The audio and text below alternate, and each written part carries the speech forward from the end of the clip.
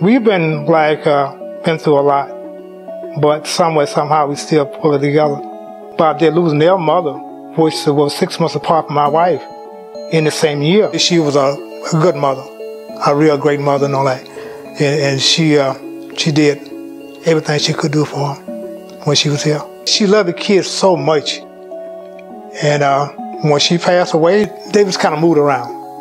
When I got there, they was moved entirely too much. And I found out they was going from place to place, so they was kind of misplaced. And that was made them withdraw. The first time that I knew they had ran away, we went and got them and brought them here. And so they wanted to be here.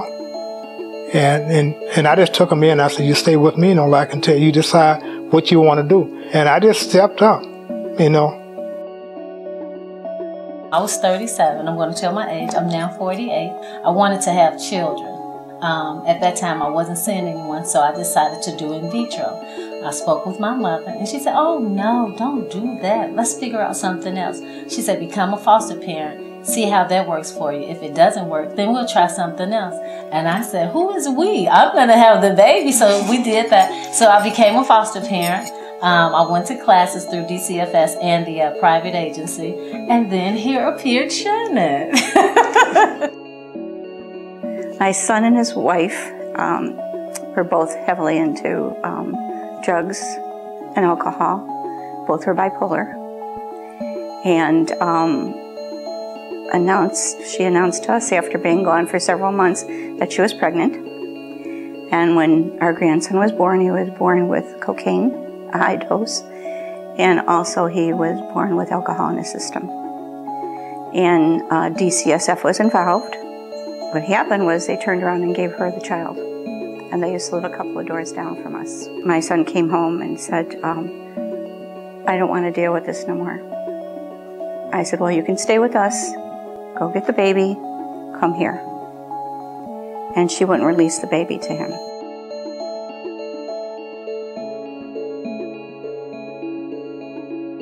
The process that we had was, we had judges that just wouldn't listen. And so it was like, come back next week. We're going to continue this case, or it doesn't belong in my courtroom.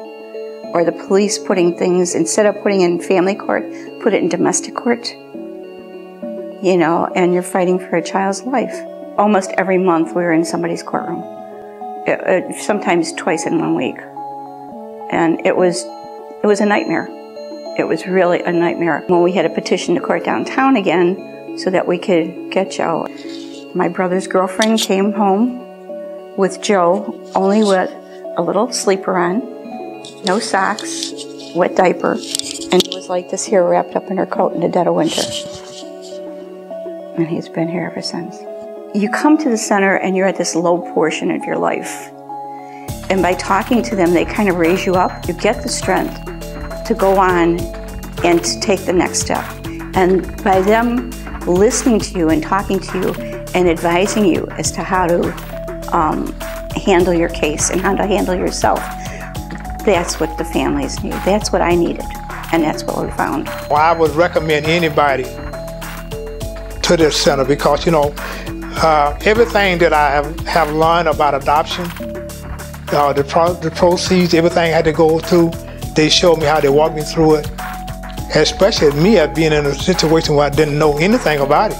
During the process of DCFS and helping children that are wards of the state, no matter what happens, they still need help. They still need a mother figure, a father figure. They still need help. They've been placed maybe 4 to 20 times. And so they're confused as well as the foster parents. How do you love these children? What do you say? What do you do? I can only just give my best and do what I do. Kate made it very simple, very plain and basic.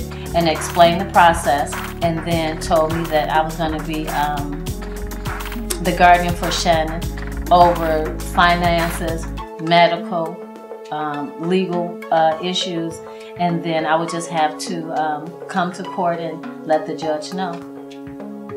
It was kind of a little nervous, but at the same time I was kind of excited because I wanted a mom. Now I see how it feels to have a mom. It feels very happy and exciting to have a mom. A mom and a dad. Yeah, a mom and a dad. So we got the guardianship. My husband didn't say nothing, he just left the house. And he went and bought him a TV set for his room in celebration, yes, of our guardianship, Joe, on a permanent basis. I can't explain it. I mean, we had everybody over here. Neighbors, family, you know, just everybody. When we got here, it seemed like we was a family.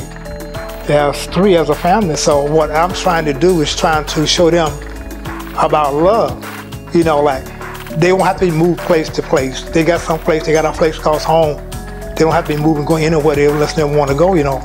Things have a way of working out.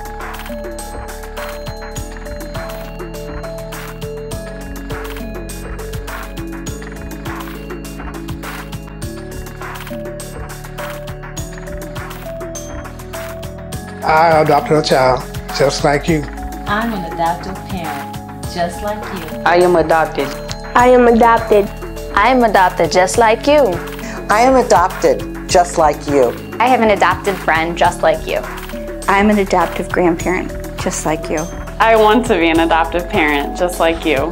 I have an adopted relative. I have an adopted relative. I have an adoptive relative. I have an adopted relative. I have an adopted relative just like you.